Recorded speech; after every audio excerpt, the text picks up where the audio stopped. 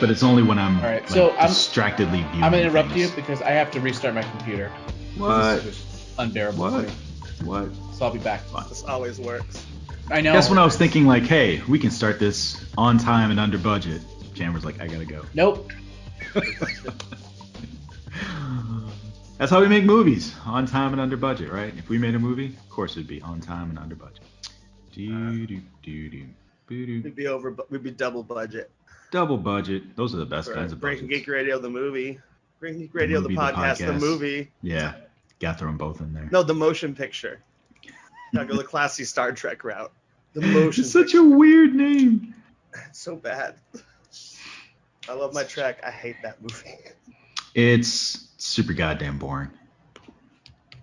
It was Paramount being like, look, we have special effects department also, and we're gonna use them for 90% of the footage. Yeah. What's that Star Wars thing people are talking about? Oh shit. What? No, it's supposedly. No, I thought there was some new Star Wars news. Okay, No. Supposedly it's after the motion picture, Star Wars comes out, and they're like, God damn it. I thought that's why they made StarCraft, the motion pictures. It was after StarCraft. Let me look up the years. I think motion picture came out, and then Star Wars came out, and that's why Wrath of Khan is the way it is. So much. Where they're like, you know what? Back to the drawing board. That's what I've read. I could be totally wrong. I thought one special feature. 79. Yeah, that's what I thought. I thought it was an answer to Star Wars. But it's not. It's super boring. No, I mean, but they were like, shit, sci-fi is popular again. And like, do we own anything that's sci-fi? Or like, oh, what about that show we canceled like over 10 years ago? Oh, let's turn that into a movie. I remember seeing that one of the Star Trek documentaries or special features with the set of the first films. Let me try to figure that out. Then where did I get this from? I had to have gotten this from somewhere. Definitely an attempt to make something better. Yeah. I mean, there's got to be a reason it was so different, and I thought that was it. Oh, cool. I gotta fix my facts. They released the first set video that actually has Harrison Ford, fighting people for the first time. Yeah, I'm finding the Indiana Jones news, like, it's not even news, right? It's super boring. Just like, hey, this happened on set, this happened. Like, it's not anything worth even discussing, really. No, I just like watching it more than any other. Hey, I don't know if you know this, but the guy starring in the movie was actually on set today. I'm like, oh, well, that's cool. This looks like his stunt double. That's cool, he beat baby. Someone up with a hippie sign. You said he's beating somebody up with a hippie sign? Yeah, the stunt double. Well, he starts the fisticuffs like normal, and then he grabs, like it's protesting scene, it looks like, and he grabs a sign that says like peace or something and bashes another character with 3 times. Interesting. Looks like Boyd Holbrook might be the one he hits with. Let's see. Gotta find this. This is driving me nuts now. Oh, the reason? Yeah, I feel like this wasn't something that I had read. This is something that was talked at me too, like the toys that made us or something like that. Or the movies that made us, one or the other. Because there's just no way you would make the motion picture in a reaction to Star Wars. Well, I mean, like I said, it's like, we need something sci-fi. What do we already own? It's like, we own Star Trek. We can hire those guys back for cheap. Heck, they thought they were canceled. We can. Exactly. Well, they've been canceled. They all look like old men now. Recorded. Let's see. That's going to bother me. I'm going to figure this out. What is? So there was something that I had either read or had been heard that something about Wrath of Khan was a reaction to Star Wars. And I can't find it. Interesting. It's just bothering me now. Maybe it's because the grosses were so different between Star Trek the Motion Picture and Star Wars. Yes. By the way, there's one other piece of news maybe we should cover. Maybe. What's up? Yeah. What's up? Nope. Oh, yeah. I mean, but the thing is, so it's a weird piece of news to discuss, right? It's like, it is a poster for a movie. Yes, but it is a poster that has a lot of implications about it. It's a movie. It does. Jordan Peele's new movie, Nope. Oh. All right. For it? Also, we could tie this into Batgirl if we want. Warner Brothers to produce 10 movies exclusively for HBO Max next year. Is that going to be one of them exclusively? Well, Batgirl is confirmed to be HBO Max. So. Okay. Oh, it is a weird poster. It is a super weird poster. I mean, it's not really a weird. I like the title a lot. No, I think it's a weird poster too. It reminds me of Don't, the fake trailer in Grindhouse. Yeah, with Edgar Wright did, for Grindhouse. If you're thinking of seeing this movie, nope. If you think the protagonist will survive, nope. Yeah, I'm ready. Nope. Yeah, stop wasting your freaking content for the show. Your content. None of these jokes will be part of the show. Yeah. It's weird. I haven't done an introduction in a while. Huh. Hello and welcome to Breaking Geek Radio, the podcast, the premier and flagship podcast of LRM Online. I'm your host, Brandon Jones, and this week we've got your Nick Dawes and your Joseph Jammer Medinas. Gentlemen, what's going on? Ahoy, ahoy. All Jammer right, lost his voice. Jammer, the part of Jammer will be placed by a dolphin? I don't know. What is that? Some kind of porpoise for sure. You do a good octopus, though. in Russian dog. My favorite joke ever. Actually, I have a question for you about that. So did you, when you were doing your I don't want to say voice work because that's not technically correct, but your lip syncing type voice work on animes, did you like say voices in your head? Did you practice this? Because you're pretty good at like on the spot just making up a voice and just doing it. No, I never made up voices when I was doing so for those who don't know, I used to do anime dub work, but I never did. I only on one or two occasions voiced an anime, and those are mostly just, hey, fill in this background character or something. But mostly the work that I did had to do with either time code spotting and to a lesser extent writing the scripts. And as what you would do is you would essentially have the video up and then the script right next to it. And then you'd play it and then basically just try to say the words to fit the lip flaps. So I never did it with a voice. That's weird. It's funny. I started laughing as you're describing that. You said dub work, and I was like, dubstep work, when the beat dropped to make sure that it was all in time. It's like same. By the way, difference. Occasionally it hits me. I'm like, I've been in One Piece. I'm super stoked. You could see me as a Satan worshiper in One Piece. I don't remember what the episode number is, but it's there. The character tracks. But anyway, on this week's show, aside from career advice from Jammer, we're going to be talking about Gunpowder Milkshake. But before that, we've got a bevy of news. Jammer, do you want to take the one that you mentioned first? Because I think that you're... Sure. Yeah, I thought this was super exciting. Super fresh. Exciting. Super fresh. Exciting news that I just came upon on Twitter. I was like, oh, he just dropped this out. We got a reveal, a big reveal from Jordan Peele. Obviously, he is the acclaimed horror director of such fine films as, I was about to say Don't. Fuck you, Nick Dahl. Of Get Out and Us. And this what next movie film is that? Called... Don't Fuck You, Nick Dahl? What movie is that? It's coming soon. It's coming soon. Is it coming soon? Oh god. Coming soon. C-F-U-M-M-I-N-G. I just imagine literally every time I go fuck you to Nick is basically the entire podcast. The movie is called Nope, and obviously it comes from Jordan Peele. I'm assuming it's written and directed by him, but there's no specific confirmation of that.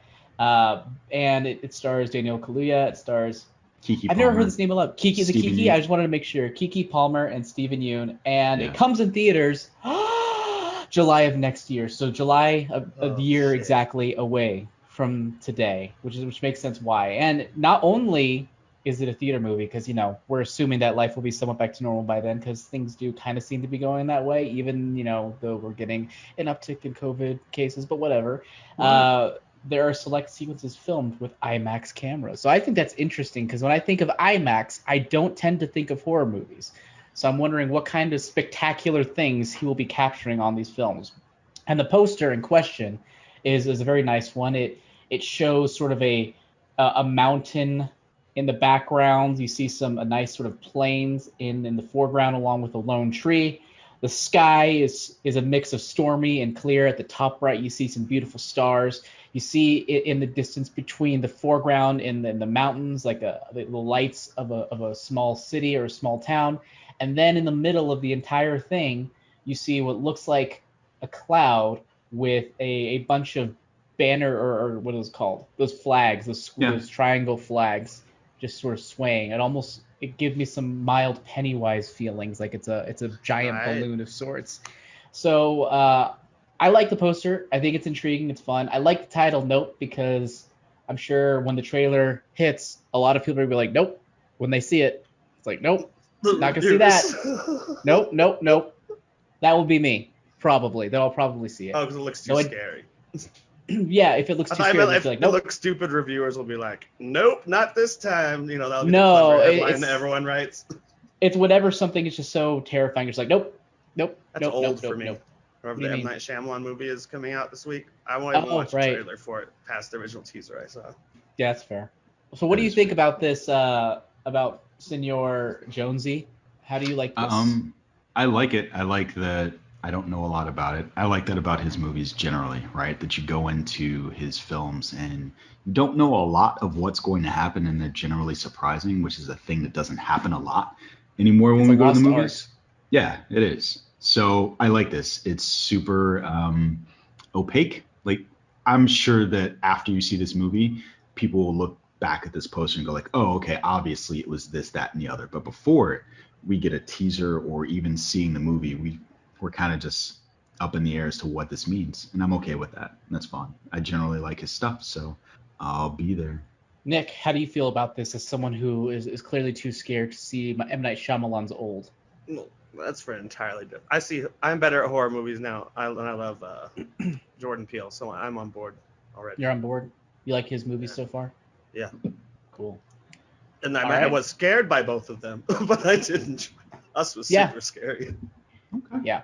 Well, all right. All right. That's it for that news piece. That fresh news piece. Wait, you're not going to take a guess as to what it's about? You're never going to guess? God no. Cloud people. Speculate. Cloud people. Maybe. People.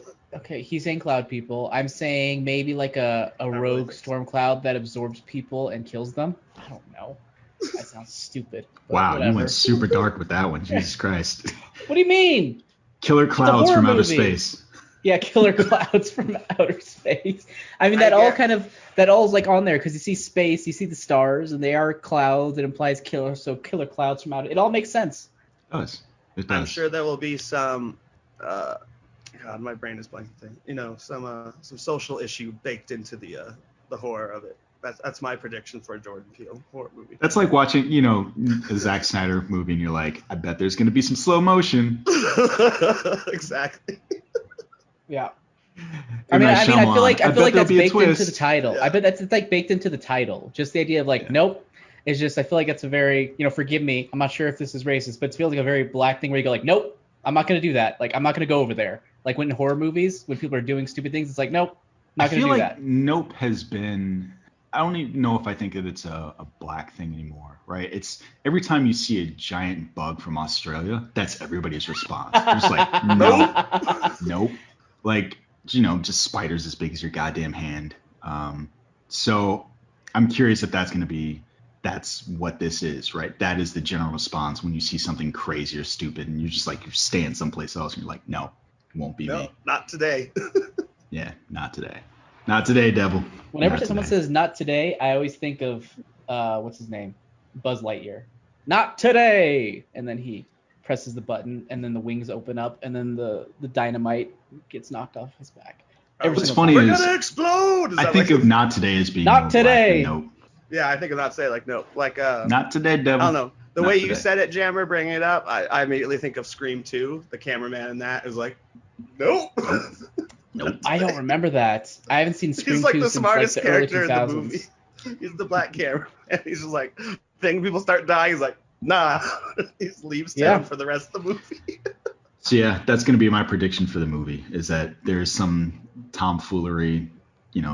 Generally it involves white people, and the black people in town are like, nope. Yeah. No, won't be. See, you come full circle to like agree with my assumption. I feel like you're first like, no, it's not really, and then all of a sudden you're like, yeah, the common sense black people are like, nope. Like, nope. You see what you turn. No. I'm saying you turn coat. What I'm saying is I think it's crossed over, right? I think that it's okay. I think it's broader, but I do agree with you. So okay. Yeah. That's what. You know what? You're right. I'll just say you're right. How about that? Does that make it better? That's good. Does it feel good? Can you bask in that? Can you bask in that? We're all over me. Open my mouth. Gross. Yeah. For a later time, Jammer. Guys, I'm want a just room? basking in the Let's get a basking room. in the being right. Let's get a room later. Cool. Absolutely. Guys, ready to move on? Absolutely. Thought somebody was Please. gonna say no. Thought somebody was gonna say no. Nope. Nope, yeah, we should have, damn it. God damn it, Nick. Nick, you love that joke way too much. There's every now and then when like one of us says a joke and Nick just loses his shit. It's so rewarding. It's like unexpectedly, hefty reaction to a joke is one of the most rewarding things ever. See, that's why people like to keep me around. So. Absolutely, yeah. So moving on, as we do on this show, it seems like every goddamn week now we're gonna talk about Fast and Furious. Fast and Furious. It almost does need a segment, right? Where you're like Fast and Furious, and you just hear cars in the background moving from something. I don't know.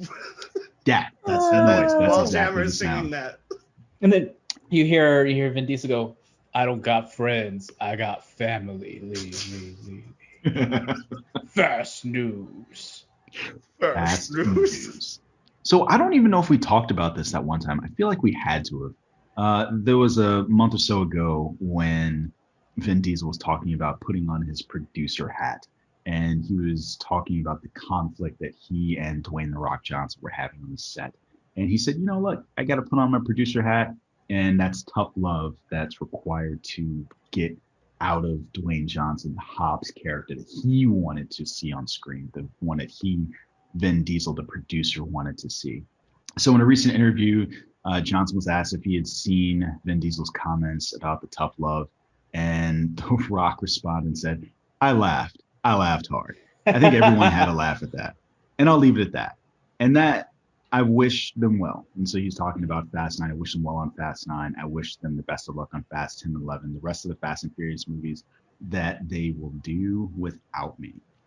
So it seems that at this point, he will no longer appear in the mainline Fast and Furious films, which is interesting because as we talked about in the episode where we reviewed Fast 9, it's very obvious that Jason Statham, at least in some way, is going to either have a crossover with the next mainline Fast and Furious movies, or Sung Kang is going to cross over into the Hobbs and Shaw films. There's going to be some sort of resolution to that end credit scene. So I was curious what either of you all thought of Dwayne "The Rock" Johnson's comments or the implications of him no longer being. Hang on a second. What post-credit scene? So at the end of, I think you left. So at the end of Fast 9, I think Danny described it to you. So Jason Statham is beating up a punching bag, and at the end of that scene, you realize that there is a person in that punching bag, and they have a conversation, and somebody knocks at the door, and he goes to answer the door, and it's Han. And then they look at each other, and then it cuts to black. And you have no idea where that's going to go, where the resolution to that scene is going to take place. Will it happen in Fast 10, or will it happen in Hobbs and Shaw 2? And we don't know.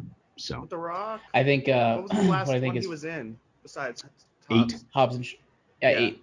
Well, mainline 8. Yeah. So I never expected him to. I thought he hated The Rock so much that I never expected him to be the main Fast and the Furious films again. And people have been thinking about this. They're like, does this mean there won't be 2 Hobbs, 2 Shaw? And I hope not. I'm like, no, it sounds different. I don't think it won't happen. It'll be easy. I don't want to see 2 Hobbs, 2 Shaw. I hated Hobbs and Shaw so much. It was so bad. And I also didn't like F9. Ryan Reynolds a main character.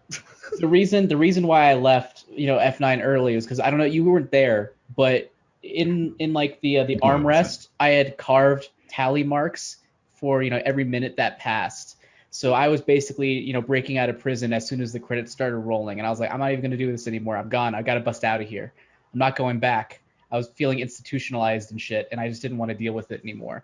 So like, I'm done. I'm done with F9. Done. But I'm definitely going to see it again. That's the annoying thing. I've made it through Furious 7 over the past few weeks. You did it. That's awesome. But so that means we have Fate next. And then I talked to Kirsten. I was like, we're going to want to watch Hobbs and Shaw and F9. And she's like, yeah, you're right. And she doesn't even like the movies enough. They're just interesting enough for her to keep watching. And that's kind of how I feel about them as well. Especially, I really, though, my biggest takeaway from me revisiting the entire franchise is, and you mentioned this a couple weeks back, Jonesy, and I hadn't watched it recent enough to agree or disagree, but I think I agree. I think Fast and Furious 6 is underrated. Mm-hmm. I think it might be my favorite of the franchise right now at this point. No. Are you passing the stick of rightness back to me? I'm passing it on to you. This is a circle jerk of rightness sticks. Gosh, feels so good. I'm gonna bask in that for a minute. Do it. I agree. I think 6 is underrated. But so to that point, so Nick, you haven't said anything. You just don't care at all, do you? No, I do have a question. The last one I still saw was Fast 5, since I was sick when we were supposed to see Fast. So the new meme? Well, it's not, I mean, like the meme that blew up that week was the family meme. Of course, that's from all the movies. But is there Which a is scene weird, in this? yeah. But I was wondering, is there a scene in this one where the odds are super crazy and he comes out with a shotgun? Because all of them use the same image, like with T-Rex. I don't know. Like, I got family. But like each one's more and more ridiculous, but it's just him, and it's always him with the shotgun. So I assume that was F9 had a I scene feel like that was that is just especially his cheesy. thing, right? Like the shotgun is just his lightsaber, right? So I'm pretty sure there's a scene in every movie where he pulls out a shotgun. Well, I didn't know if this one had an especially ridiculous one, because the memes are super ridiculous, where it's like they had armies. Don't worry, I got family. No, I don't think they've leaned into it in a tongue-in-cheek way. I think the second he actually pulls out the shotgun and goes family, it's like he's lost all of his it's interesting watching. So I feel like Vin Diesel, Michelle Rodriguez, and those, I think those two are like in a completely different movie from the rest of the cast. You would say Jordana Brewster as well. Jordana Brewster. Yeah. I was trying to forget her. They seem like they're in a Spanish soap opera, and everyone else seems like they're in a goofy action movie. So where was Paul Walker in that equation? Seriously. Up until 7. I don't know. You think up he was until the serious 7? half? No, I think he was the bridge, because he was a part of the serious stuff, but also he was kind of like joking around with the rest of them. Like the part that sticks out to me was when Tyrese was just, or Roman was like, hey, it's like we're getting alternate version of myself. It's like, hey, what'd you do this Photoshop, Brian? And Brian was just like, he was just like laughing. I was like, you handled that really well, Brian. That was like a really great, secure, and just healthy way to react to that. I was very proud of him in that moment. Yeah. I think you're absolutely right about him being, God damn it, we're going way too long that fast. But he's the bridge, right? Because Roman and Tej, those are his friends. He's still alive. Paul Walker. Well, yeah, but he was, it's Paul Walker. He's saying like as far as the character's a bridge, even if he's not present. Got you. So yeah, I agree with that 100%. But he's the bridge in terms of tone too. Yeah. He was the bridge in terms of tone. He was serious when he needed to be, but also like could play both sides. Whereas Vin Diesel and Michelle Rodriguez are just too damn serious, and Jordana Brewster are all super, super serious. They just don't even know. I can watch 6 now. Damn it. You make me want to watch 6 today. I feel like this is like the Fast and Furious franchise is like the stank you can't get off of you. It's just stuck there forever. It's like you just got sprayed by the 100%. by the skunk that is Fast and Furious, where it's just like, I don't like this, but I also kind of do. I want to go back to the skunk and see if I can reason with it. It's Axe body spray. There you go. That's a better one. That's a better one. Yeah. Axe body spray. Now that we have found the perfect analogy, you guys ready to move on? Yeah. Yep. What cologne is Zack Snyder? I asked because he signed a first look. He signed a first look deal with Netflix, and he's also working on Army of the Dead 2, which is interesting. So we're gonna get a whole new squad of folks. About the deal, Zack Snyder said, "My goal and hope are to bring as much quality content as I can, and do it on a giant scale. Big projects, big movies. For us, it was so important to find a partnership that was based on mutual respect," said Deborah Snyder. Ooh, I wonder who she's calling out. The creative process works best when everybody trusts each other and you can take a bit of chance and be creative. For us, we don't usually play it safe. The content we make is a little bit edgier, and I think it's important to have a good partnership and hear each other. You know, it's weird. It's like reading a Facebook post where you're like, oh, I know what X she's talking about. Yeah. He's vague booking. Yeah. No one else heard that expression other than me? No, I don't use Facebook. It's called vague booking. It's when people are posting about something and talking around something that it's very clear that they are referring to, but they're being vague about it. Interesting. So it's a terminology I picked up from the youths of today, who definitely are on Facebook. Youths? Greetings, fellow at this children. Point, it seems like fellow young people, not children. I don't fucking remember that shit. Luke, I am your father. Play it again, Sam. So yeah, Zebra. Wow. Actually, I like that. Zebra Snyder. That's what I'm gonna call him from now on. Zebra Snyder. They've got a new boo. Their relationship is no longer complicated. They're in a relationship with Netflix. So, how do you guys feel about this personal deal, or the fact that we're getting a sequel to Army of the Dead? Nick, let's start with you. What was the quote she said? Our stuff's Edgier. Edgier. Bullshit. Their movies are edgier than other movies Warner Brothers makes. Here's the thing. I will. Mad Max. Boom. I'm going to talk about you in a second. I'll talk about that comment in a second. That specific word. I'll talk about you in a second. Not you. About that word in a second. Okay. I don't know. I guess good for him. I mean, like, yeah, if they're gonna, it's good for Snyder. He has a place where he can do whatever the fuck he wants, and some people will watch it and some people won't.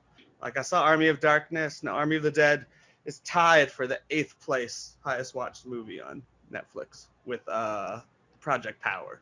So his movies are semi-popular on Netflix. What can I say? Yeah, which I think is fascinating, right? I think that really just speaks to the desire that people have, that they want to watch big budget stuff at home. So. I like it. I like the big budget stuff more than. You like Army of the Dead? No, but like I like Extraction was fine, and that's their number one. I like Project Power to an extent. Yeah, I don't know. I like it for what it is. Yeah. Project Power felt like it was written by a computer and was completely devoid of life and personality, which is actually, I think, why Zack Snyder may have wrote it. I'm sorry, you could say Zack Snyder movies are a lot of things. Devoid of life is not one of them. What about all the dead folks in Army of the Dead? Oh God damn it! Well played. Gotcha. Well played. He got me. No, but that's why I think Zack Snyder is sort of good, because I feel like a lot of, and we've talked about this before, a lot of the Netflix movies that were made for Netflix tend to feel kind of lifeless or paint by numbers. Project Power, I felt like, was that. And I remember I think it was this podcast where we felt there was a distinct difference between that and like, what the heck's Enola Holmes, which studio film versus which felt Netflix like film. It had so much more life and personality to it than anything I had seen from Netflix at that point. So Zack Snyder, while not the greatest filmmaker, I love a lot of his work, but I did not like Army of the Dead very much. He makes weird movies and he takes risks, and he doesn't seem like his stories or his projects are written by an algorithm, which is good. And as far as Deborah Snyder's quote about edgier movies, I don't like that quote either. I think it's kind of like, I'm wondering if she didn't mean edgy, but maybe like just sort of edgy in the sense that they take more risks and are able to do weirder things because they don't necessarily have to have that quote unquote studio appeal. You can finally make that 100% slow motion movie that they've been dreaming. Exactly. Every shot is half speed. Yep. But I mean, I think 3 hours to start, so it's a 6-hour slow motion fest. I like it, but I'm also a little disappointed because even though I'm sure there will be theatrical runs for his movies, I always find it harder in my mind to justify going to a theater when I can watch it for free on Netflix. And I feel like a lot of his movies are really great to watch in theaters. So it's like, yes, the simple solution is, well, you go find a theater where they play. But at the same time, I'm like, yeah, you're right, but am I gonna? I don't know. I would like to be forced into the theater for that one. But yeah, so I'm of two minds of it. Either way, I'll probably, I don't know if I'll watch Army of the Dead 2, to be perfectly frank, but I feel like I'll probably watch any other of his movies. What about that come Army out of that are Thieves, original? which is they already have footage from. What's that? Is that the anime? Prequel movie with the safe. It's a prequel, yeah. Is the anime? Live action, with the same actor playing the safecracker. And I think he's directing it as well. Is he directing Zack it? Snyder isn't directing it, or he did? So I thought, and I could be wrong about this, now you're going to make me look this up. I thought that the German guy who was the safecracker was also directing it, but I could be wrong. Well, that wouldn't quite be a full Snyder. I mean, like, it's the same universe, but it's interesting that Snyder would. I just assumed anything in the universe was directed by him. Yeah, so he is directing it as well. Okay. So that's not even technically a Snyder film. I mean, it's in the universe, but it's like. Matthias Schweighöfer. Yeah, which is great. I was hanging out with some German friends, and I was like, oh, yeah, the safecracker dude. And they were like, he's a very famous German actor. Like, they got the serious face, like, how the fuck do you not know who this guy is? And I was like, oh, I'm sorry. The safecracker was a great character. I liked him. The thing is, there were a lot of great elements in that movie, but it was just so fucking depressing at the very end. I'm like, they didn't succeed in anything. Not one thing did they succeed at in the movie. It was really, really Ooh. sad. I can't wait to watch this. So, Army of Thieves also has Natalie Emmanuel, which I did not know. She's part of the family. She's Ramsey. Yeah, that's right. She's Ramsey. That's what and that she's gets also you. That's what that gets that you. one girl from Game of Thrones. I forget her name. I've deleted Game of Thrones from my mind. She was one of the. Oh my God! what's that southern country called again? Dorne. She's Dornish, right? Oh, I thought you were gonna say Alabama. Yes, she's Dornish. Yeah. But yeah, I mean, am I gonna see this? I wasn't interested. I kind of am now because I did like that German character, and I'm also interested to see another Vision on the same world. So it sounds like you will be watching Army of the Dead too. Fuck. Isn't that Snyder too? No, yeah, it will be. It will be probably. I think Jammer just talked himself into watching it. Yeah. No. I talked myself into watching Army of Thieves. Army of Thieves, not Army of the Dead 2. And you know that the rationale you just gave. Unless there's a loop. Does he survive? He didn't survive. He did survive. Thieves, you're right, he did. No, you're right, he did survive Army of the Dead. I forgot. Wait, no, he didn't. No, he didn't. I'm saying Everybody he'll survive died. Army of Thieves to be an Army of the Dead. So you don't have to worry about that, dude, unless there's a magical time machine. Which there might be. There very well might be. And robot zombies. I listened to him explaining all that shit after you guys complained about some of it. It was funny. The robot zombies are there because the government wants to keep an eye on the situation and stuff like that. You're like, okay. Was that really his rationale? Is that what he said? Yeah. I'm like, okay. Wait, what was it? I zoned out when you were talking. What did you Snyder say? said the robot zombies, like he imagines they're put there by the government to monitor what's going on inside the walls. Because that's the easiest way to do it is robots that look like zombies. Interesting. Whatever letter grade I gave that movie, I'm going to drop it. He just wanted robots in it. He didn't give a shit. Which is fine, right? That's fine. Like, hey, we had an animatronic show that was going on in Vegas, and he used live human skin, and when the zombies bit them, they became alive. Like, you know what? That's fine. You know what I would watch? An Army of the Dead animatrix type thing. Aren't they doing an anime something? Didn't you say? Well, they're doing an anime, but I would do like an animatrix type thing where it's like a bunch different of shorts. Perspectives, yeah. Because you can really dig into those things, like the government putting robots in them, or you can have like that part where it starts to rain and all of those zombies wake up that were piled on, like those types of things. Chekhov's rain. Or that guy got to actually use his chainsaw thing or his bandsaw, whatever the fuck it was. A whole episode about the bandsaw. Yeah. I feel like there should just be an episode called Chekhov's blank, and it'll be Chekhov's rain, Chekhov's saw, like all of the things that we thought should have paid off in some way, just didn't go anywhere. I like it. Can we? Yeah. We should send you some of that Netflix money. I would pay you for that. That's a great idea. My brain would get too big. Army of the Dead, Chekhov's blank. Yeah, done. My ego couldn't take it. It'd be too big. I couldn't make it out of this house. But anyway, you guys ready to move on? Yes, please. Sure. What was the news item that we talked about? Oh yeah, the deal. Okay, I forgot. I was like, what was the connective tissue? Like, what were we talking about again? I assume this includes Rebel Moon. Do we know that was Netflix before? Yeah. Yes. Okay. That definitely includes it then. If that's which I'm definitely excited for. I remember hearing about that back in the day. I'm like, give me some of that Seven Samurai shit. It's so weird. You are like, after you see a Zack Snyder project, you're like, but then the next one gets announced, you're like, I want to go to there. Well, it's because, like I said, I'm all for filmmakers swinging and missing because it's something different. And Army of the Dead missed hard for me, but it was different to watch. It was beautiful. Like the filmmaking techniques were cool. It definitely felt unique, even if you like the edginess. You like the edginess. It's not edge. Is it Christian? Oh no, you guys aren't wrestling guys. Never mind. God damn it. That's right. Sit alone on your joke island. Edge and Christian were both. Yeah. God damn it. Anyway, moving on. We've got a bunch of casting news, which should be kind of exciting. We've got Michaela Cole joining Black Panther's Wakanda Forever, which for me is very exciting. Along with this, and we also found out that Winston Duke and Angela Bassett will be returning for the sequel. But for me, Michaela Cole was the big name to drop because between Chewing Gum and I May Destroy You, she's a fantastic actress. And like you flip a coin, if she's going to be funny or serious or whatever, and she's capable of doing both extremes. So that's exciting to me. I'm not even going to speculate as to who she could be. Yeah, I would be terrible at that. But I'm happy to see M'Baku coming back. I think he was sort of an unexpected hit in the original movie. And I'm excited to see his role expanded upon more and seeing what the relationship between his group of people and the Wakandans continues to be, or the rest of the Wakandans, I should say. Yeah. Yeah. Nick, any thoughts? I don't know the actors. I'm obviously excited for.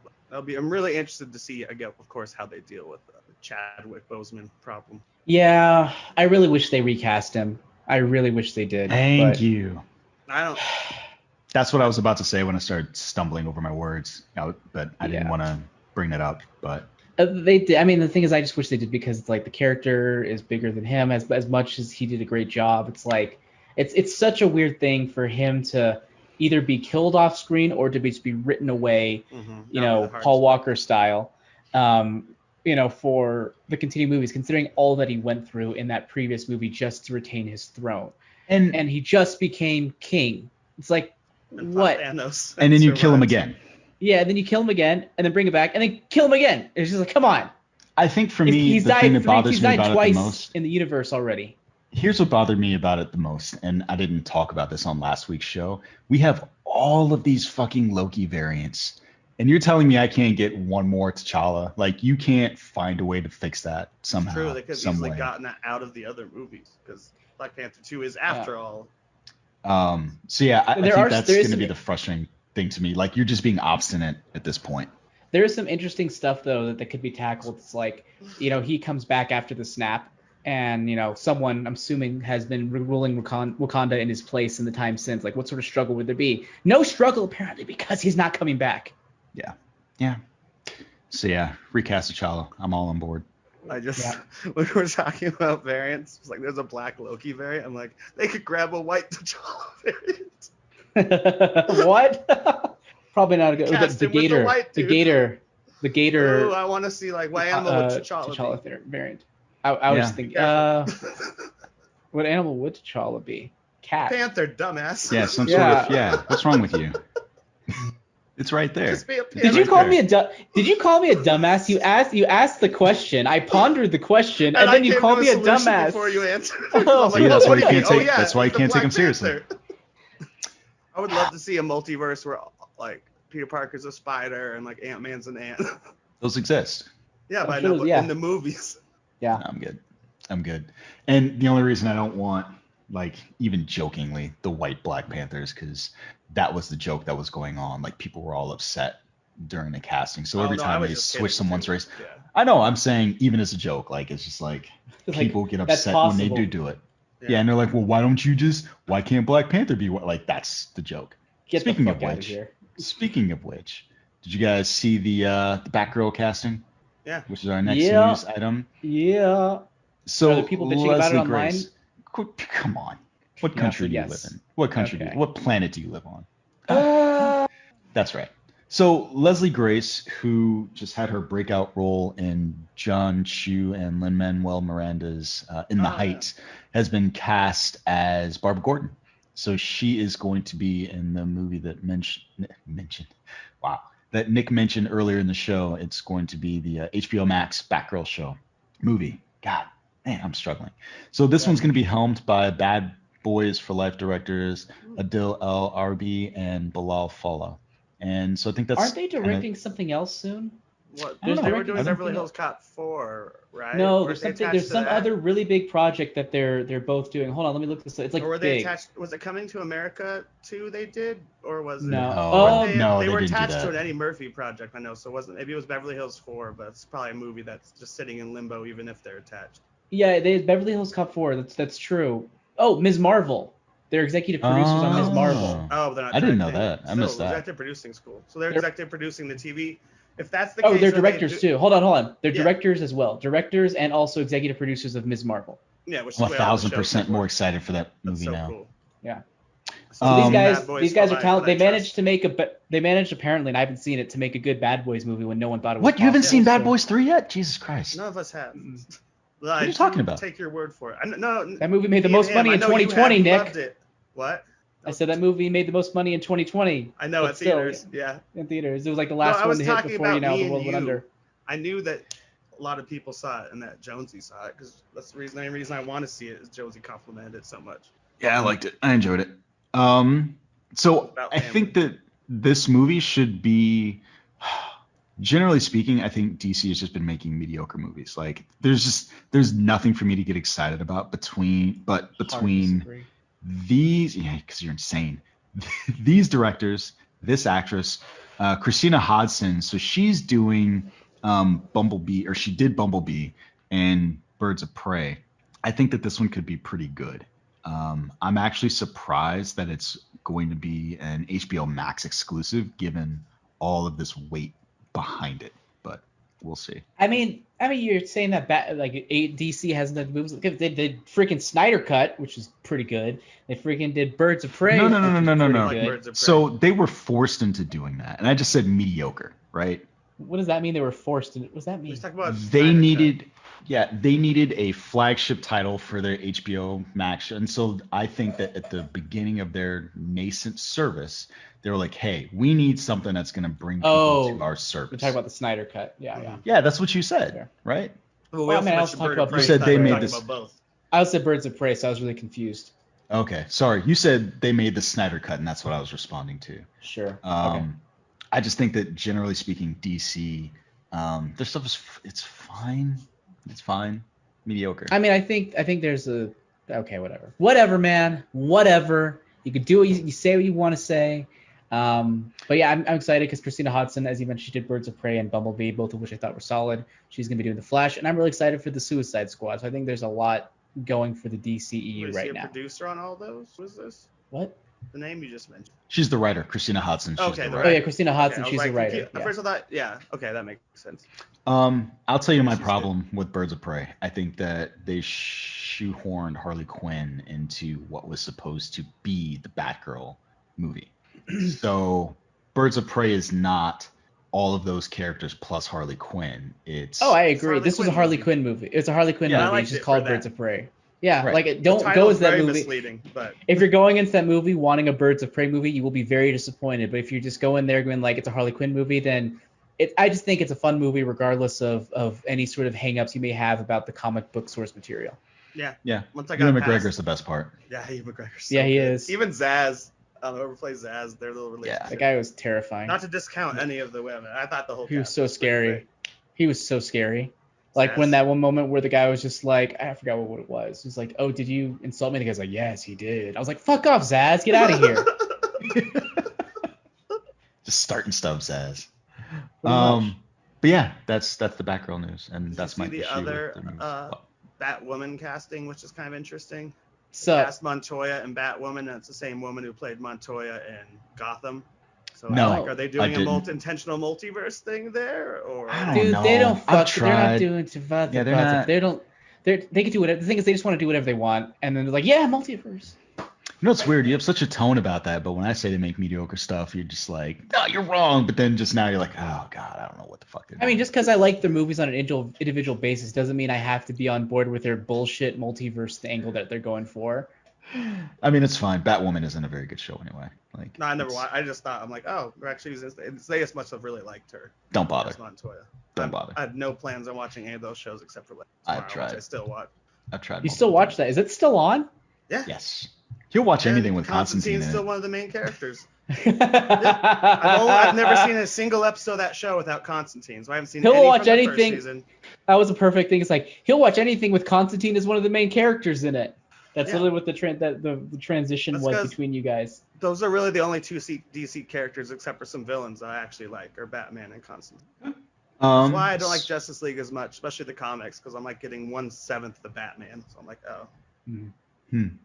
Speaking of Batman, I don't know if you guys saw this. So the last bit of casting news we've got is we're getting an Injustice cartoon, which, insert Tanya Scream right now.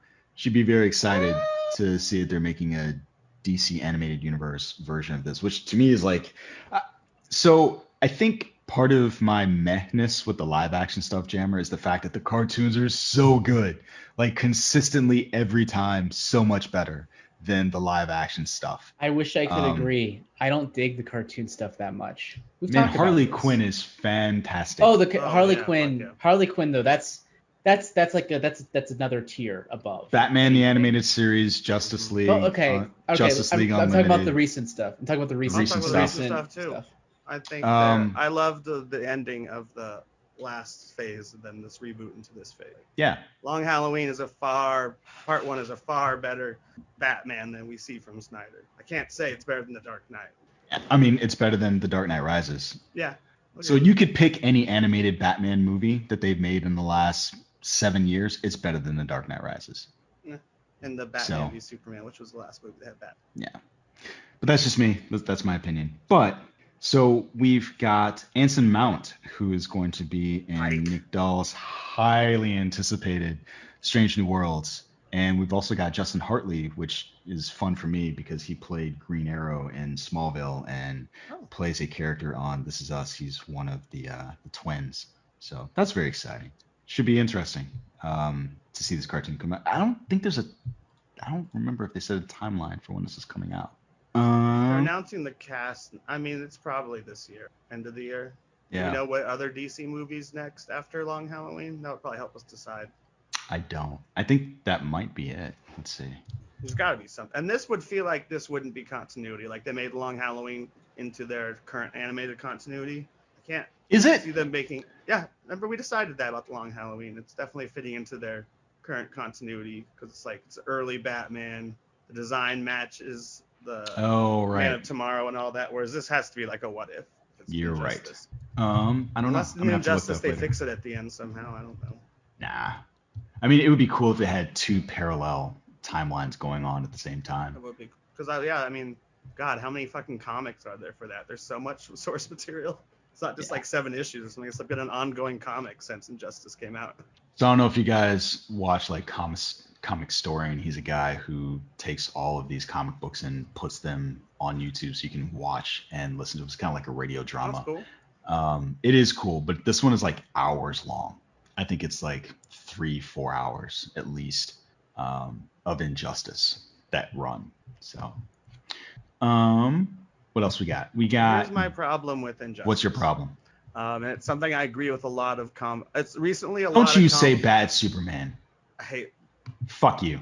I like bad Superman parodies, Get over here. But like, get the fuck out of here. There's no Superman in the world raised, unless it's a completely different dimension. No Superman raised by Ma and Pa is gonna rip the Joker's heart out. That's not a hero. Have you seen Small Town America? Are you crazy? Yeah, I don't. As people say, like, oh, he grew up in small town. They're fucking savages out there. They're like, they don't give a shit about anybody. You're talking about my cousin. I wasn't quite gonna go that far. No, but I mean, like, it's very much of this world where fuck everybody else who I don't know directly. I guess. That's it. Not Superman, but. Yeah.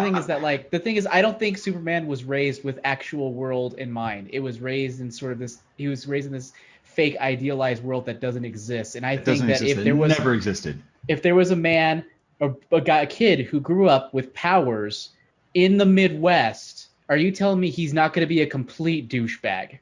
Bruce Wayne grew up isolated from all humanity, and he wouldn't kill someone who murdered one of his Robins. It's fictional. You understand They're that, both fictional. Right? Yeah, so you're hanging on to this idea like he would never kill, or he would never do it. Like that's. I'm okay with Superman killing. I just don't. I don't know. What do you mean he was? And what are you saying? Well, like obviously he murders all sorts of people. He was raised away from all humanity. Superman? No, Batman. You said Batman. Yeah, he lives in a house alone with Alfred until he goes off and trains around the world. So it's like the first 18 years of his life. It's not like he didn't leave the house. But he doesn't know how much banana costs. Probably not. He leaves the house to go to rich people auctions. He has nothing in common with the common man. I mean, that's true, but I mean, that doesn't mean... Does that mean that you just killed him, though? No. I'm not saying it, because, of course, Batman doesn't kill. Though he does. I just think it would make him the more detached person. He is the more detached person. And yeah, he doesn't kill, sort of. What are you arguing? When did we say anything about Batman? We're talking about Superman. You made it all about Batman. I'm just saying, if he can live have a high enough morals to not kill, then wouldn't the guy who was raised by 2 loving parents be But he doesn't. Like, it depends on what Joker. comic book you're looking at. Like, even in Red Sun, you've got a Batman who blatantly murders people, right? It just depends on the circumstances and doing whatever. So it doesn't. It's not that big of a deal. And you're putting weird logic. You're like, just because if this fictional character doesn't kill, that means this fictional character shouldn't kill. No, That doesn't make any. But I What? thought he's supposed to be truth, justice in the American way. I don't know. Which I guess is killed. You're basing it So off you're this right. idea Never that I mind. think that. Yeah, I don't think truth, justice in the American way is. That means murder. I think anyway today. So. Yeah, I mean, So it always right. has. You got me on that. Just watching this. Anyway. I'm good now. Anyway, so the only other news I'm going to say is that One Piece has reached epic sales, or excuse me, epic circulation of 490 million copies of volumes. That's a lot. I thought you didn't believe that. It's a on lot. Twitter. No, I believe there's 490 million in circulation. I don't know whether or not that beats Batman yet. That's the number they use for Batman sales too. Can you let me? Okay. Can you let me finish? Can you let me finish, please? When last I checked, I'm gonna let you finish, Jammer. But Beyonce has the greatest comic book sale. I'm sorry, go ahead. I just imagine the Beyonce comic. If there was, it would have great sales. Anyway, I believe in last year it was like 400. I want to say 84 million Batman sales, and One Piece I think was like at 482 or something, and I think now they're at like 490, or at least One Piece is 490 circulation, not sales. And I don't know what Batman is at currently, so I don't know whether or not it has surpassed Batman yet. But either way, it's close. I'll have to look it up after. I believe comic book stores, the sales in the comic industry is how many copies were ordered by the stores. They're not able to count how many of everyone. I'll look That's it up. interesting. Oh, I didn't know that. I assume One Piece, and the One Piece would be the same because it's in circulation. That means those were purchased by comic book stores. Well, maybe I also, stand corrected. I So might be maybe wrong they too, have so. surpassed Batman. Oh, okay. Well, we're full But of if they're confidence saying here. I'm that, bringing they probably you the know podcast. more than either of us, so they're probably right if they say it. Whoever. Probably not. It's just some people on websites saying stuff. It doesn't mean anything. I mean, like. I thought it was like an industry number where the company Or makes One podcast. Piece is like. Well, hey. the number is correct. 490 million is correct. But as far as what those numbers entail specifically, how they compare to the comic book sales and what the Batman sales are, I haven't heard anyone say anything specifically in terms of figures. I haven't heard any figure circulate after last year, end of year. And I have a question about how that works. Do they release like a comic book sized issue a month? So the way it works, or how big is a book a month?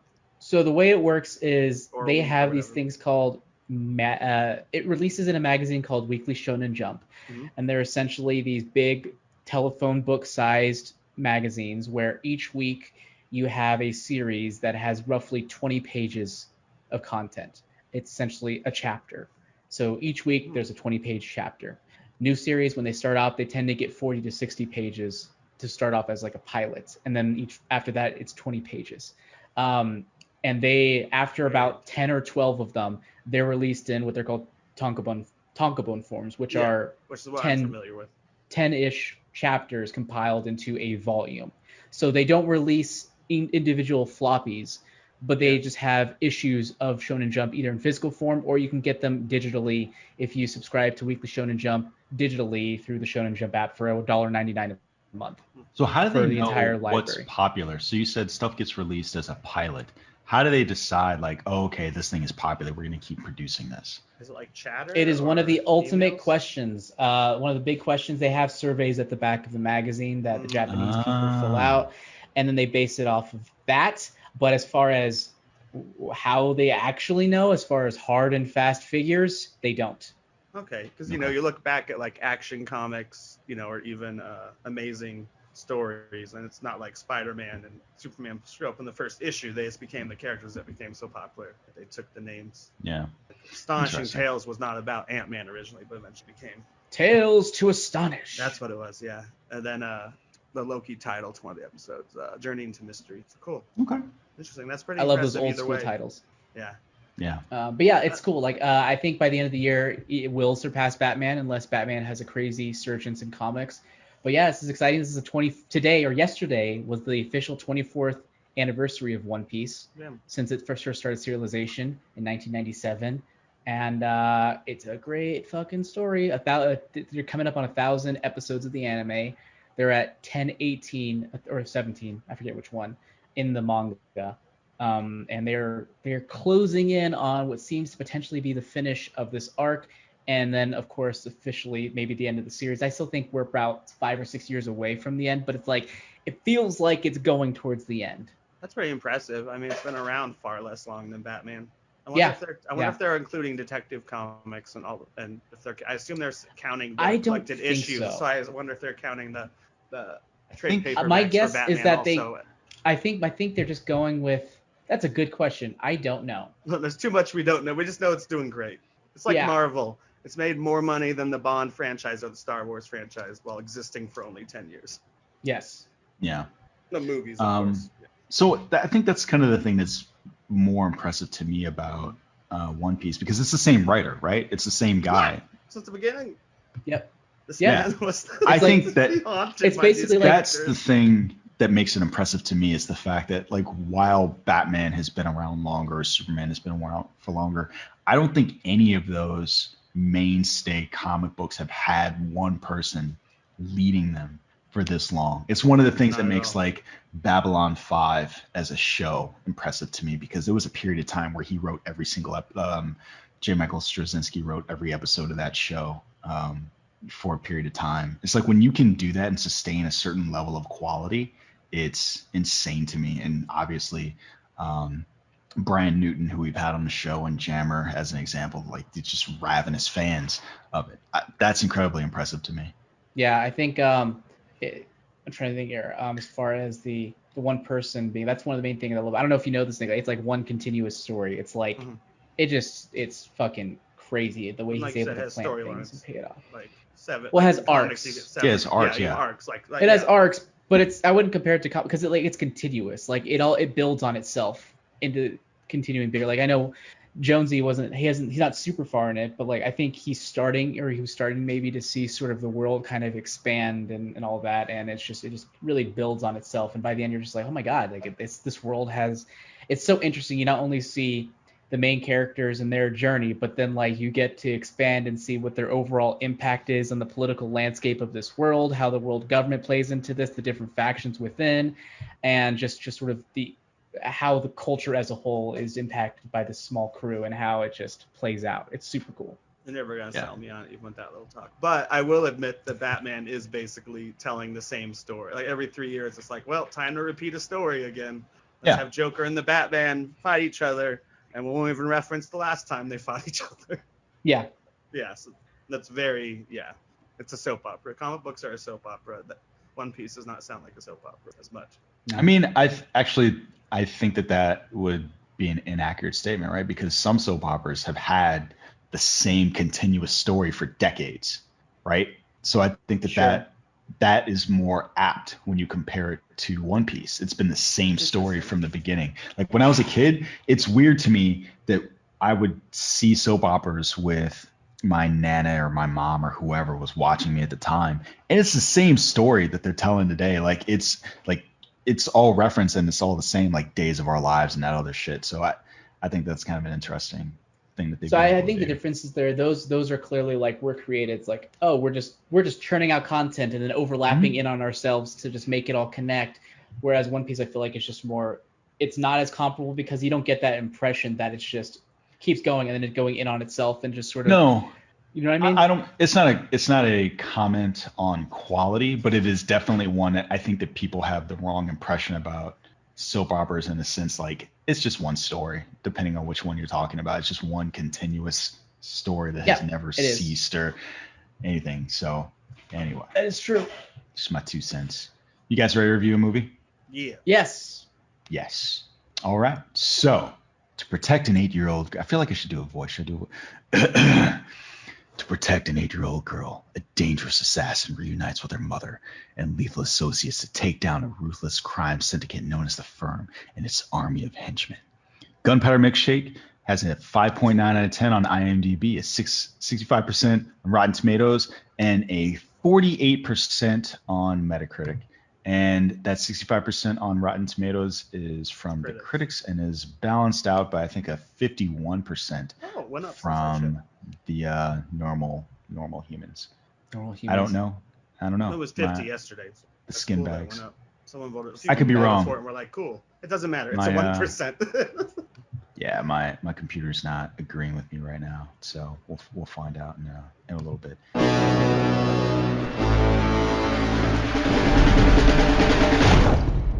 I need to exchange some books. Come. Scarlett's kid. How is your mother? I haven't seen her in 15 years. Let's get you into a good book. You'll need a Jane Austen. A Virginia Woolf. And an Agatha Christie.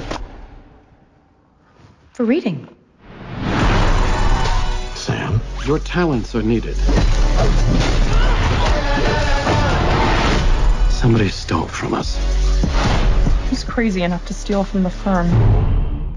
Jam Dog, can you hit us up with your non-spoilery Twitter review of Gunpowder Milkshake? If you like the idea of a live-action anime or an ultra-violent Tim Burton movie, you will probably enjoy Gunpowder Milkshake. Tim Burton. Tim Burton, yeah, that's an interesting poll. Or Dick Tracy. I also got Dick Tracy vibes. I don't know why. Oh. The movie specifically. That's a very 90s. Weird thing. You're like, you know what? Dick Tracy. Like. Yeah. It's a weird fucking movie. I'm skewed away from my Twitter review right now. It's a weird fucking movie that is really quirky, and it has this odd blend between cartoony and stupid and just hyper violence that I know just won't appeal to everyone, but I found it eternally entertaining. Nick Dahl, before I get to you, there's this funny thing, this conversation I have with my wife all the time. I don't know if everyone sees this. There is a category on Netflix called like ultra violent or something like that. Have you guys seen that? No. It pops up on mine, and my wife was like, "What are you watching?" That this comes, yeah. And so I was like, "Yeah, this definitely fits in that category of stuff." But it probably includes movies like Aeon Flux, Atomic Blonde, John Wick, Guns Akimbo, so Upgrade. Bad. I would never let Aeon Flux in that category, but everything Matrix. Else you said yes to everything else. Nick Dahl, non-spoiler Twitter review. This movie is John Wick plus Baby Driver plus that hotel movie, El Royale. Oh yeah. That's the other. Bad Times at the El Royale. I like that movie. There's another hotel movie too that had Dave Bautista and Jodie Foster in it. That came out around the same time. I didn't see that one. That one was that's fine. And it is worse than the sum of its parts. Okay. Much worse. Jonesy? Much worse. Stylistic and over the top. It kind of fits in the same wheelhouse as Kill Bill. And I definitely enjoyed this more than Nobody. Yeah. It's funny because I remember going into this, I was reading Nick's tweets as he went along with it. He's like, "Oh, this is gonna be like a 3-day slog to get through this movie," and I was like, "Huh." And then, and then you're complaining, like I think you did 3 or 4 tweets that basically complained about it. And I was like, "Oh no." Style over substance. Yeah, and I was like, "This is gonna be so boring." I was really worried because I had saved it for Wednesday night. And I was like, "Fuck, I have to watch all of it." And then I started watching it. I was 30 minutes in. I was like, "This movie fucking rocks. What is Nick talking about?" And I was like, "Kirsten, is this movie good?" She's like, "Yeah, this movie's fun." And I was like, "All right, cool. I'm not crazy." But here's the thing. You guys never agree on this show. Like, I can't even count the number of times where I've just stopped and listened to you guys argue just for the pure entertainment value. You all never agree on anything. So it's fascinating to me that you would look at the tweets and go like, "Oh no, here we go," as opposed to like, "No, I'm going to love this movie." Yeah, that's what I thought Jammer would love it. I did look up the reviews midway through watching it, and I'm like, "Oh, that feels about right." I mean, I would give it lower than that, 63% or 50%. But I thought going into it, it was like from a film festival or something. People loved it. But then I read the reviews. I'm like, "Oh, yeah, this is about landing at something at the El Royale, about the same reviews as that." I like Bad Times at the El Royale too. Me too, but that's also story over substance. Like that movie the first felt like time I rewatched it, I'm like, "Oh, this." You mean style? You mean style over substance? Yeah. What did I say? Okay, you said story over substance. Oh, style. Story. Yeah, definitely not story. No, honestly, I like Bad Times at the El Royale. To me, that movie was what I wanted Hateful Eight to be, and it was it. Hateful Eight was just too long. It didn't kind of weave together in a way that I thought was interesting. Bad Times at the El Royale, I thought kind of did. But yeah, I think I agree with you. This does kind of all those comparisons you made. I think were really apt and correct. And I can't. It's just I agree. Style over substance, 100%. But they had. I think the fight scenes were too long, especially the second to last fight scene, the one in the library. I thought was too long. And then there were. Oh wait. Okay. Spoilers. Hold on. No. We're not there yet. And what was I gonna say? God damn it, You Nick. said it was too long. You said some of the fight scenes were too long. It was too long. It could have been about at least 15 minutes shorter, I think. But it had enough story for me to care. The actors, I think, did a really good job of sort of hamming it up and being ridiculous. I really like who they got to play the little girl. Is that girl really 8? She looks like she's like 12. But I also really liked her in My Spy, so I'm interested to see what else she does. Like I think she's super cute and just like really brings a lot of sort of intelligence to a role that doesn't really have a lot of lines to it. And especially like the nonverbal, like, am I a grandmother? Is this? And she's like, shakes her head. Yeah, that was funny. Yeah, like no. Like no, like gross. Why would I be hers? She's 12. Okay, but she's 12 now. But when she filmed it, she was probably 10. Yeah. Possibly. Yeah. So I guess I don't know how kids grow. I don't know what they look like at various stages of life. Well, Jammer. Their teeth fall out at a certain part. When a mommy and daddy love each other. I don't think you understand what I just said, Jonesy. I said I don't know how they grow. Aren't wearing a condom. Well, when I look at no, when I look at kids, I'm just like, you're 12, and there's like I'm 8, or another one I'm like, you're 8, they're like I'm 14. I'm like, okay. I don't know you don't understand how they age, not grow. Isn't that the same shit? No, I don't know. I don't know the rate at which they grow. Twisted it. I don't know the rate at which they grow. Well, I feel like okay. I can't look at a kid and be like, you're this old. I'm bad with ages of any human. Any age, not just kids. I'm like, yeah. I'm especially 70? Bad with kids. Once you get past like 20, I think I could be pretty accurate. But then actually 20 to 40, and then it gets nebulous. Mm-hmm. So I have a very specific set of skills. There's a small window of 20 years where I can peg it just right. Beyond that, God help you. But no, I think the cast is fun. I love the production design and the set design. I just think they had a great time. The choreography wasn't the strongest. I think that was especially clear in her 1-on-3 fight she had in the bowling alley, where I was like, oh, they're not doing too well. But I think they made up for it in like the creativity of the fights and how like they changed it up each time. And I don't know, I just had fun the entire time. It was like I was entertained throughout the entire thing. I had just enough sympathy and empathy for each of the characters. And it was just like the title suggests, Gunpowder Milkshake. It was just sugar mixed in with violence. Yeah. I'm going to agree with almost everything you said. For me, I enjoyed the creativity of the fight scenes. And this is a story that we've seen before, right? Like assassin decides, assassin goes soft to save a kid. You're not going into this movie to see a different story. No, there's no plot. This is not an M. Night Shyamalan movie, right? There's no plot twist coming. Like, it is exactly what it looks like. And for me, that's the thing that they do well, hanging the other stuff on. So there's a little bit of lore that exists here, just like in the John Wick films. And that's kind of what I thought was missing from Nobody. That's part of the reason I dislike this film. I'm like, does every film have to have fucking lore? Like, it makes it more interesting, right? Version of this movie. It builds out the world in a more interesting way to me. And so that made it a little bit more fun. I enjoy the creativity in the fight scenes. So like you said, Jammer, there's a little bit of a change up every time. Like, it feels like if you were going to make Kill Bill 3, this is a lot of what this would be like, with the exception of the library stuff. In terms of the action and the violence and the relationship between Karen Gillan and Chloe Coleman, all of those things would probably be very similar. And so I was pretty happy with that stuff. I like the creativity of the fight scene with the knife and the gun, the scalpel that was taped to her hand. So good. It was just fun, right? Like, it's just... And it was smart, because they did a good job of being like, oh, you're going to fight the same exact people you kicked the ass of before, but we're going to handicap you in a fun way. And I was just like, okay, I can get on board with that. Like, having a handicapped person for, a good chunk of the movie. And then because she's handicapped, you have to do weird things in order to make the fight interesting. Or the driving scene, right? So that bled into other stuff. So beyond that one fight scene, then you get to the driving scene where she still can't use her hands. And that's where you kind of get this Kill Bill comparison, wiggle your big toe. And so she can't do anything. And so she's got to rely on this kid to drive. And that's where you get a lot of Emily's personality, right? Where you get to see her be kind of like a sassy smartass. but she's got to drive the car while Sam hits the pedals. And I think that's what she said, right? She's like, I've got to steer. All you got to do is hit the pedals. And like you get to see kind of that fun relationship, and it reminded me a little bit of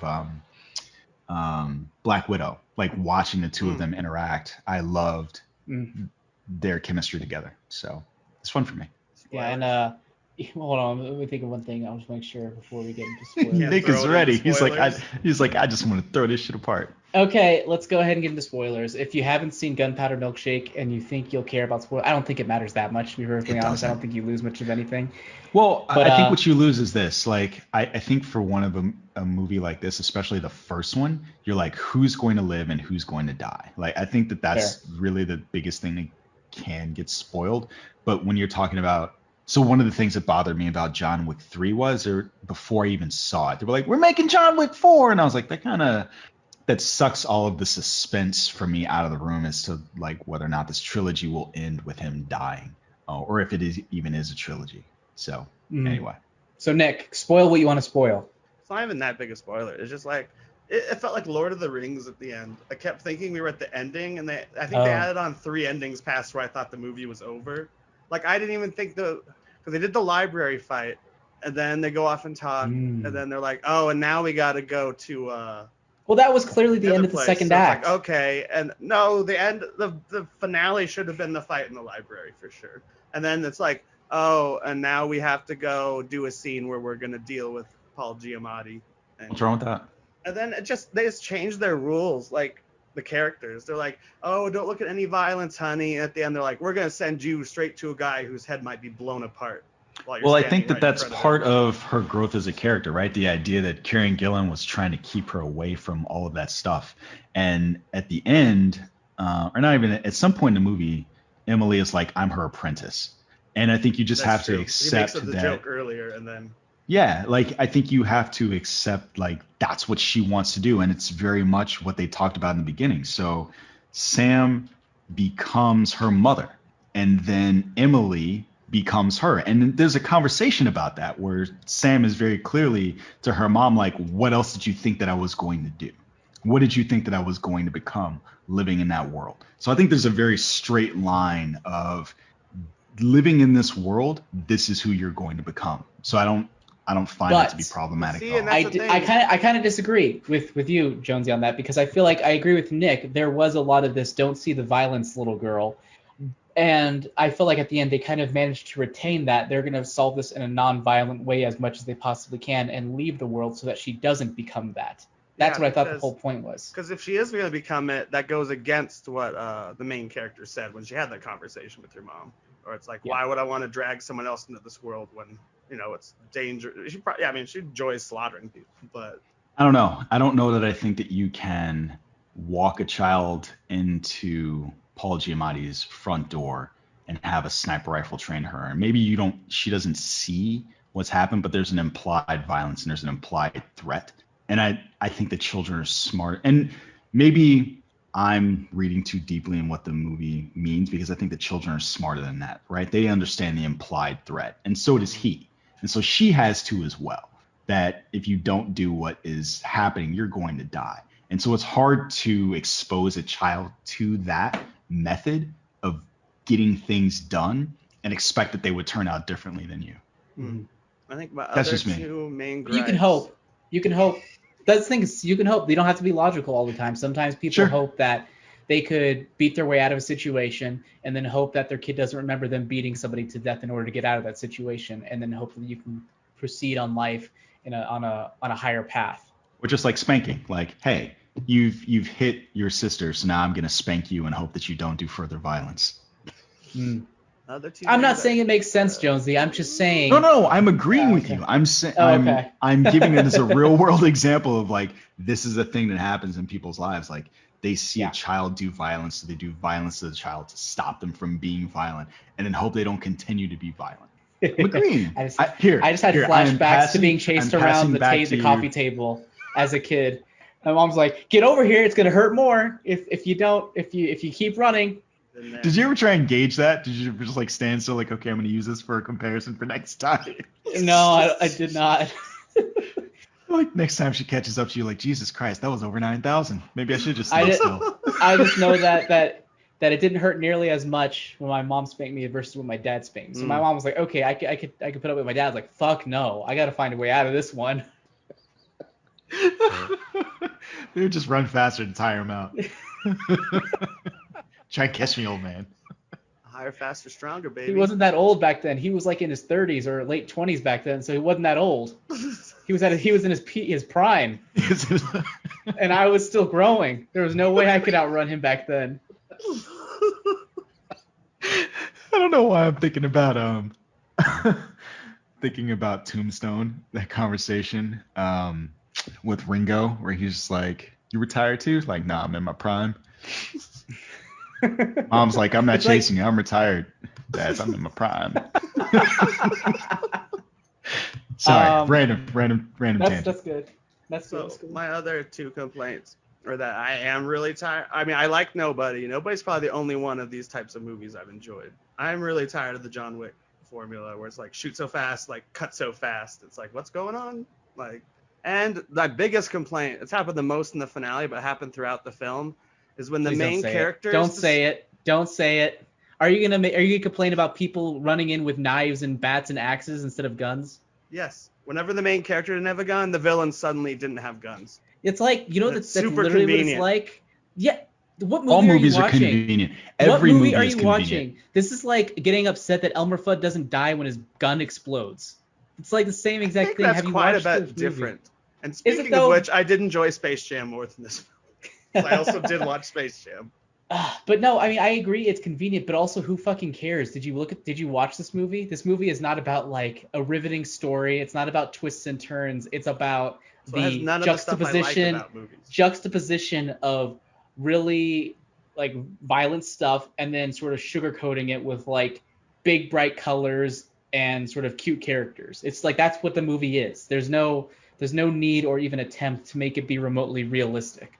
I think the closest movie to this, even though they're different genres, and this movie did it way better, is Harley Quinn and the Birds of Prey. Same plot. I have to protect this little girl.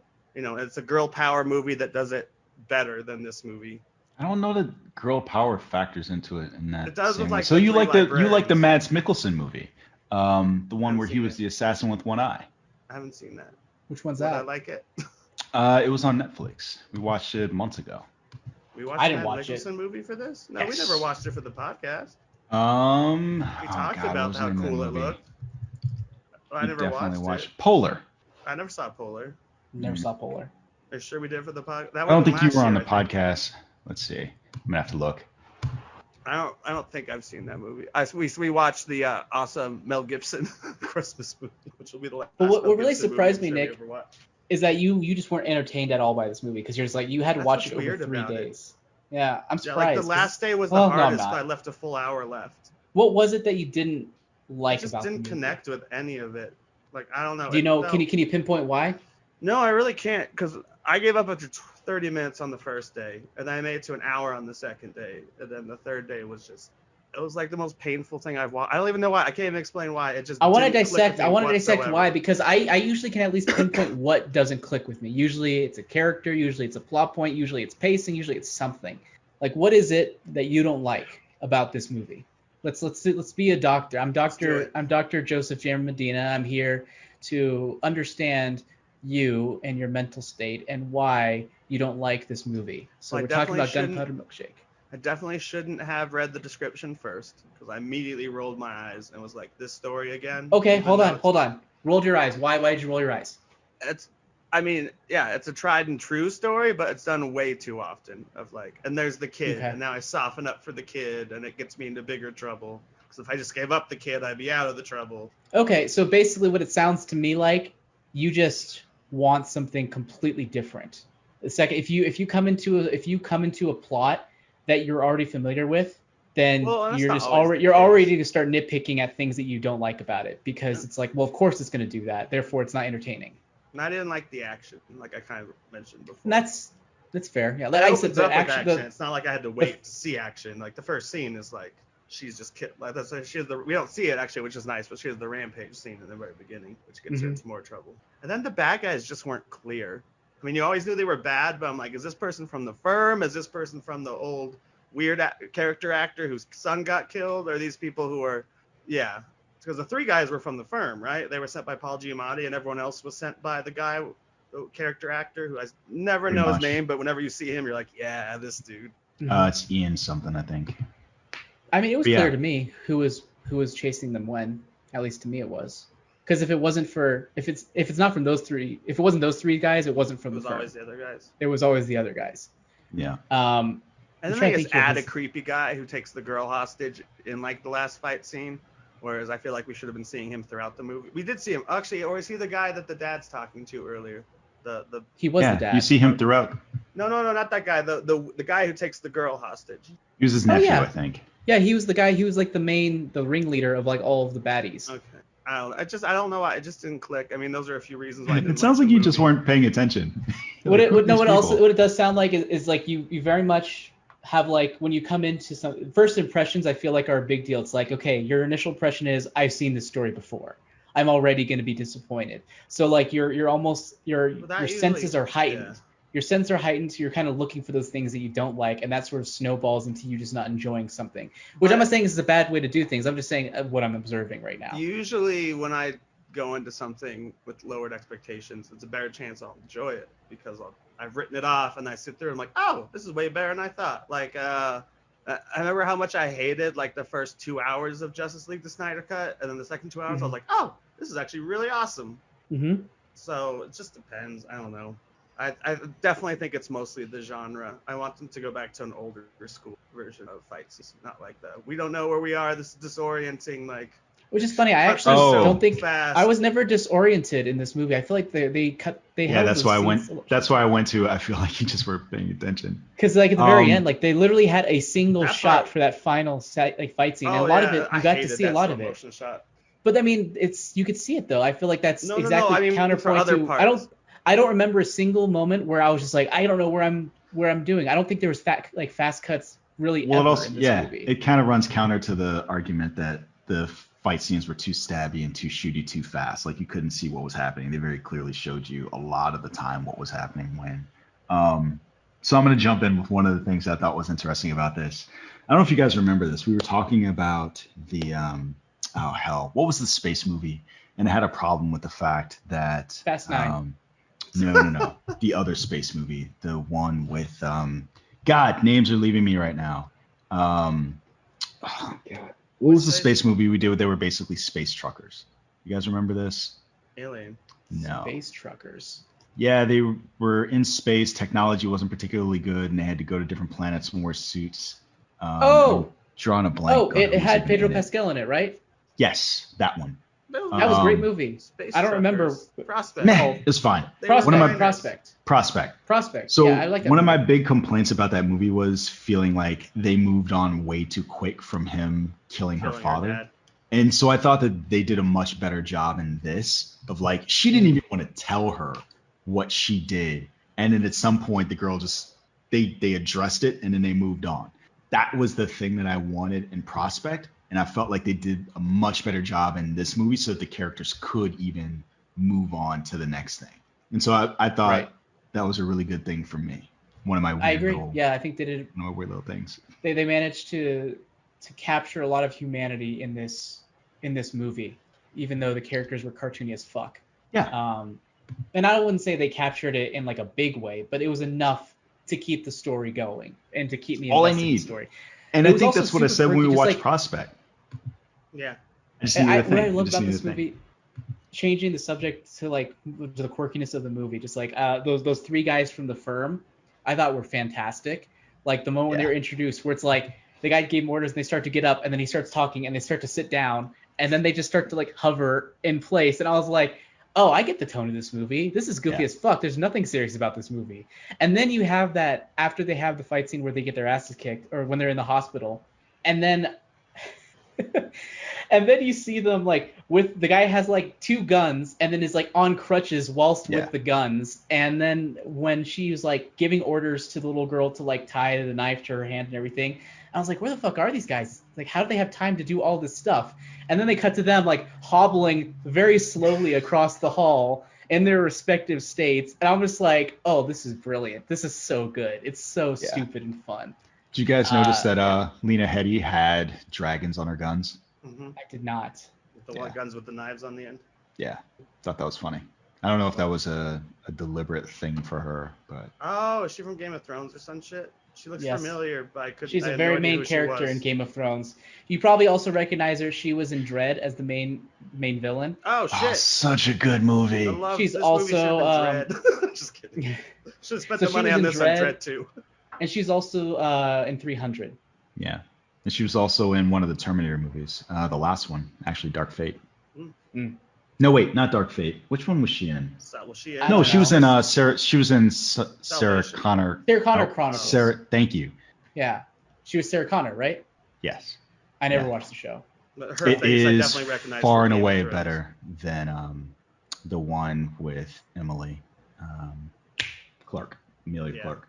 Emilia Clarke, yeah. But yeah, like I just think. So yeah, she had those weapons, guns. The one thing that did confuse me, and maybe you guys can illuminate me. How did Karen Gillan end up at her mom's house?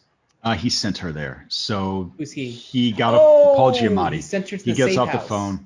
Yeah, and that's what was there. So he's like, yeah, I think it was a note. Like, this is the stuff that you need to get out of town and survive, blah, blah, blah. And then that was also where her mother was. So he knew where she was the whole time. I was thinking, like, why are they, like, how did she end up there? I was really confused. And then I was like, wait a second, what happened to the safe house or the things that he was going to give them? They didn't follow up on that. But then I forgot about it because the rest of the movie was awesome. The things are your mother. Here are the things. The things. And I loved the librarians. The librarians were great. All three, three living legends playing parts. You have Carla Gugino, you have Michelle Yeoh and Angela Bassett, and it's just like, this is great casting. Like, this is just great. I like everything about this. And it was too long though. That last fight scene was way too long. And all in all, they could have trimmed the whole thing to 15 minutes shorter, as I said before. But I still think it was a fun movie. It was fun. It had great tone to it. It was well directed. Wasn't really going to change lives, but I know for a fact I would have loved the fuck out of this movie in high school so much. Yeah. But right now it's a fun, sugary, hyper-violent movie that isn't going to change the world, but I'm happy it exists, and I'll be interested to see what else this filmmaker does going forward. Do we know if this is one that was taken? I was just going to say, the title exists because she has like 3 milkshakes in the first 15 minutes, and there isn't a single milkshake. That's true. What? There isn't a single milkshake comes from. At the end, the girl has one in front of her when she's being held hostage. Milkshakes at the beginning too. That's what I'm saying. About? I was joking. There's only milkshakes at the very beginning that you don't hear from them at all. I don't know. Oh, but no gunpowder milkshakes, just milkshakes. I was hoping that would happen. Yeah. Is this a movie that was supposed to come? Was this a movie that was supposed to come to theaters, or is this straight to Netflix? I think so. Netflix original. Oh, I don't know. Let's see here. We can go back because I remember it was first announced. I want to say 3 years ago. Yeah. That's why I thought it came from a festival and Netflix bought it or something, but I don't think that's the case. Yeah. It was announced in 2018 in co-production. Okay, so what it sounds like, it was basically indie film, and then they probably didn't have a deal set in place for distribution, and then by the time it was done, they just probably sold it to Netflix. Because theaters were in disarray. The reason why I ask is because, at least for me, a lot of the Netflix movies that we have seen, so this was, no pun intended, a cut above a lot of the stuff that they've done. So we talked about Power and a couple of other movies that they've done, certainly Army of the Dead. I enjoyed this better than all of those. So I agree. I don't know if I enjoyed it more than Enola Holmes, though. No, that's why I didn't mention it. I mean, because the difference between being, I think that one had a little bit more substance. And it was good and had a little bit more substance. This is just like fun. But I would watch sequels to both. Substance. Yeah. I would watch sequels to both. Me too. By the way, fun fact, it's called Bloody Milkshake in France. Basically, which I think I prefer Gunpowder Milkshake. I think that's a gunpowder and treason plot thing. They don't want to trigger people on Guy Fawkes. Okay. That's what they're trying to avoid. I don't know. Probably. For those history and poem buffs out there, that's what that's for. But that's England, isn't it? Yeah, they're not trying to trigger people. They don't want. It's France. It's in France, though. Yeah, they don't want that happening in their country. Okay. They've had revolution problems in France, right? People getting their heads cut off. They're like, no, you know what? It's true. Nope. Not letting it. Yeah. Not today. Nope. Not today, British devil. Not today. Okay, cool. So it is time for us to give our ratings for Gunpowder Milkshake. Is it? You're gonna make us do this again? God damn you. Every B. single time. Solid Every single B. time. Solid All right. B. Nick, 2 out of 5. I fucking hate you so much. What is that? Is that an F? No, it's a B. No, it wouldn't be an F. I give it D+. Wow. You Wow. don't like it that much? That's harsh, man. I can't think of anything I've watched this year that I was more bored during. And I can't say. What were you doing? Were you like on Twitter? Eventually, yeah. So, because here's the thing for me is that like I noticed that, and I stopped doing this. I now have my phone away from me when watching movies because without a doubt, if I have my phone on me, I'm gonna look at it and I'm gonna be more bored watching the movie. So I'm like, I grabbed the phone. I only used the phone the 3rd day because I was so fucking bored. Okay. Well, I'm surprised. I am really surprised that well, no, I'm not surprised. What do I expect? But I'm surprised how much you dislike it. So what is it? Wow. Is there any redeeming quality in this movie for you? I mean, I didn't give it a 1 out of 5. No, but what is the redeeming quality? Why didn't you give it a 1 out of 5? I did like a few. I like the hospital fight scene where she's in the. Okay. There are a few clever fight scenes in it. Yeah. And I do like the super ultra extra designs. Even when she walks into the at the end, she walks into the diner. It's obviously just a set background, but it looks so good. Like it's obviously just a flat background with like light shining on it, but it fits the aesthetic of the aesthetic. Yeah, and I think I'll agree with Jonesy. I think I'll give it a B. Solid B movie. It's very entertaining. If you're into these types of stylized movies, there's a lot to love here. If you're into cartoony things, if you want a live action anime. By the way, I'm pretty sure it could not be an accident that one of the characters' name was Anna May. Anyone? Like that's weird, right? Yeah. Tina Turner? What? No, that was Angela Bassett's character was Anna May. Yeah, Tina Turner. What? She also plays Tina. Anime, Eat the Cake anime, Tina Turner. Oh, I don't know. What are you? What? Music reference we don't get. Is it a music reference? No, it's so she played Tina Turner. The line from the movie is "Eat the Cake" anime. Like that's the thing that everybody recognizes from the movie Tina Turner. It's the scene. I don't know if it's that specific scene, but it's Lawrence Fishburne yelling at her. What's love? Is it what's? No, what's love got to do with it? But yeah, that's the line. Oh, okay. We'll see. That goes. I don't know anything then. It's in the same universe. You know what? I'm gonna need you to take that bass out your voice. I need you to take that bass out your voice. So that's I. What did you think that it was? Anime. That movie looks like an anime. Like a live action anime. I see. No, you're wrong as shit. It's because. Okay. I am because her name was Anime and Gunpowder and Tina Turner. Fuck. And so he's yelling at her. You know, I never saw that's what happens. You put art into the world, and those are those interpretations that you get. Fair enough. That's crazy. Cool. Anime. But that's so cool that they incorporated that into this movie. What? I'm realizing what you thought it was versus what it actually is. Like, yeah. This is a live action anime. Like, no. Eat the cake anime. It's like not even close. Even close. Yeah. So I'm curious in my mind whether or not that is the line that precedes. No, it's not. There's a rape scene that happens, and what's love got to do with it? And I don't think it's the same scene. So that'd be pretty dark. Though I tell you what, I want to drink a milkshake. Milkshake does sound. I don't want to eat cake, but I do want to drink a milkshake Drink it right up. Drink your milkshake. Drink it right up. I drink your milkshake. Okay, so I'll give this a solid B. Good movie. I think it's fun. You should all watch it, unless you're a hater like Nick Dahl, in which case don't watch it. I don't watch it. Such strange hate. Strange. You know, I think what I've realized what I think I realize that bothers me with a lot of your opinions, Nick, is that like you just go like, I don't know, I just didn't like it.